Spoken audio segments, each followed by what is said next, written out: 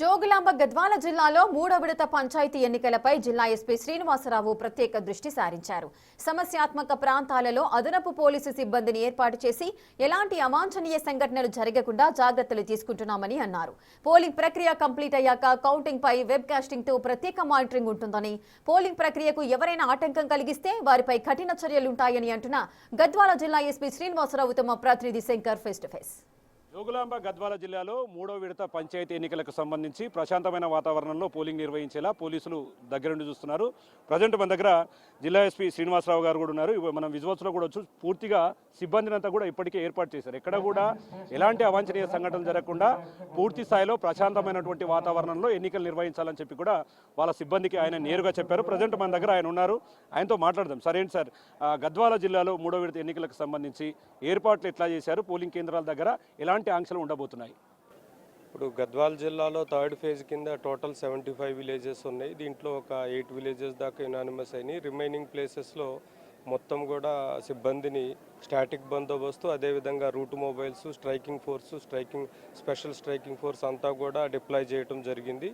ఎక్కడ ఎలాంటి అవాంఛనీయ సంఘటనలు జరగకుండా అన్ని రకాలైనటువంటి ముందు జాగ్రత్తలు చర్యలు తీసుకున్నాం.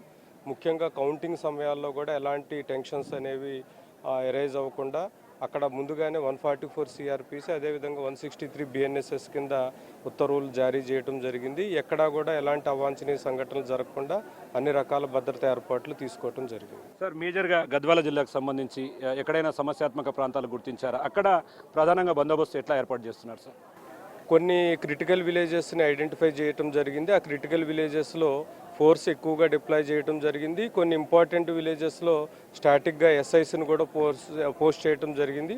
అదేవిధంగా కొన్ని చోట్ల ప్రతి మండలానికి ఒక ఇన్స్పెక్టర్ని, అదేవిధంగా 2 మండలాలకు ఒక డిఎస్పీని, అట్లా విధంగా striking forces, special striking forces కూడా ఇవ్వటం జరిగింది. ఫస్ట్ ఫేజ్, సెకండ్ ఫేజ్లో జరిగినట్లే ఎలాంటి అవాంఛనీయ సంఘటనలు జరగకుండా అన్ని రకాల చర్యలు తీసుకోవడం జరిగింది. సార్, మేజర్గా కౌంటింగ్ కేంద్రాల దగ్గర కౌంటింగ్ సమయంలో వెబ్ కాస్టింగ్ అనేది ప్రధానంగా మారబోతుంది. వాటి మీద ఎలా దృష్టి పెట్టారు?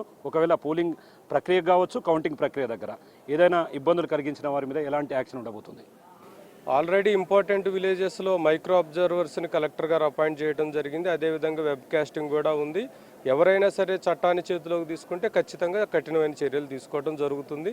అదేవిధంగా మనం ఇమీడియట్గా రిజల్ట్ డిక్లేర్ అయిన తర్వాత కూడా ఎక్కడా కూడా ఎలాంటి ర్యాలీలకు కానీ, విజయోత్సవ సభలకు కానీ, లేకపోతే విజయోత్సవ ర్యాలీలకు కానీ పర్మిషన్ అనేది లేదు.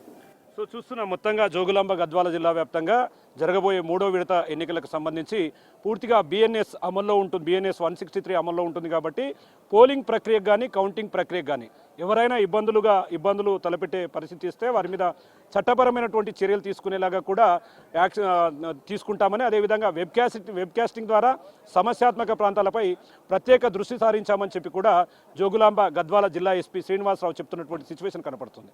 ఇది ఇక్కడ జోగులాంబ గద్వాల జిల్లాలో మూడో విడతకు సంబంధించినటువంటి అప్డేట్. కెమెరా పర్సన్ నగేష్తో శంకర్, బిగ్ టీవీ, గద్వాల నుండి.